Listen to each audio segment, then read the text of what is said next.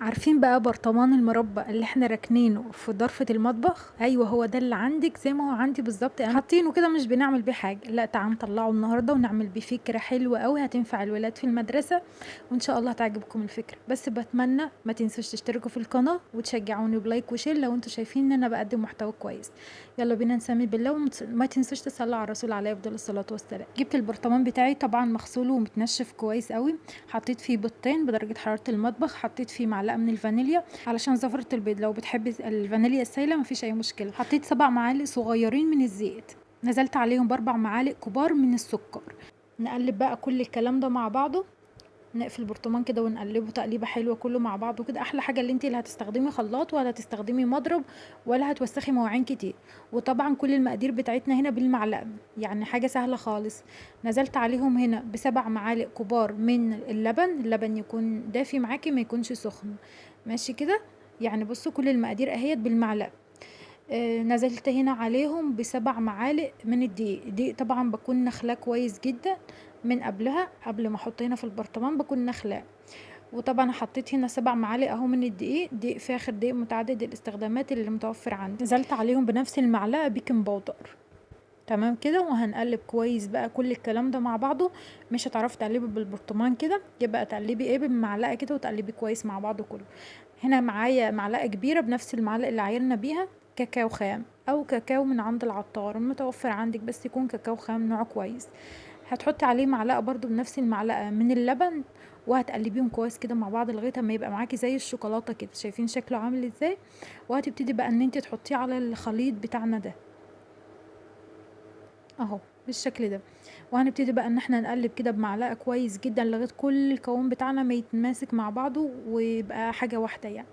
بس كده بيبقى القوام بتاعها بالشكل ده، شايفين. جبت هنا القلب السيليكون اللي كان عندي متوفر عندي، مش متوفر عندي غير ده، فهو ايه السيليكون كده بتاع كوب كيك، ماشي حلو كده. لو انت عندك اللي هو اللي بيبقى الصاج ده عادي مفيش مشكلة، اعملي في الحاجة اللي تريحك، بس ده بيبقى احسن. بس هو يعني اللي مش كويس فيه ان هو مش بينضف، يعني مش عارفة بينضف ازاي. لو عندكم طريقة ان هو ينضف بيه قولولي عليها في الكومنتات. تمام كده. فقمت بقى عاملاه بالزيت كده، مسحاه بالزيت عشان خاطر الكيك بتاعنا ما يلزقش فيه. هو طبعا مش هيلزق عشان هو سيليكون، بس برضو يعني زياده برضو ايه عشان ما تلزقش، فقمت دهناه بمسحه من الزيت. لو مش متوفر عندك قالب الكوب كيك ممكن تجيبي قوالب كده من عند العطار بتدخل الفرن عادي وبتبقى حلوه قوي. معايا هنا بسكوت جبته، يعني بسكوت شوكولاته. هنحطه بقى في كل كوبايه كده واحده من البسكوتايه دي، ماشي. وحاولي ان انت تغرزيها جوه كده، بس اضغطي عليها بصبعك كده عشان تدخل لجوه. شايفين بقى بيبقى شكلها حلو ازاي.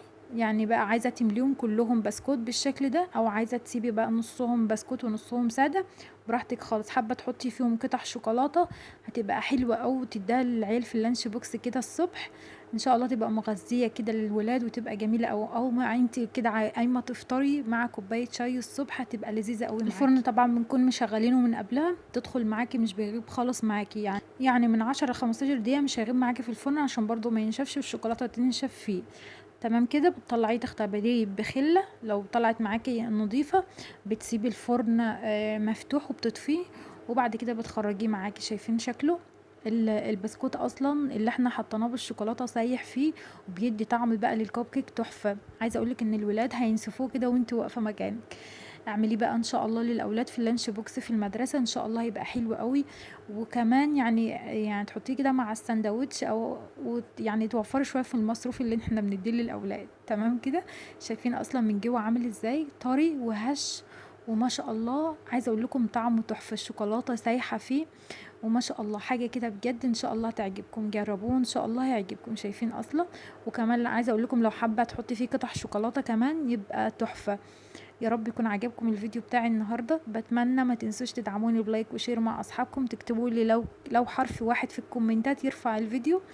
وبتمنى تشتركوا في القناه وتفعلوا زر الجرس، وبتمنى ان انتوا تشيروا مع اصحابكم. واشوفكم تاني على خير في وصفات تانية كتير. وان شاء الله نعمل وصفات حلوه كمان للمدارس من معجنات او اي حاجه انتوا عايزينها، يعني ابعتولي وان شاء الله هعملها لكم. اشوفكم تاني على خير واقول لكم مع السلامه.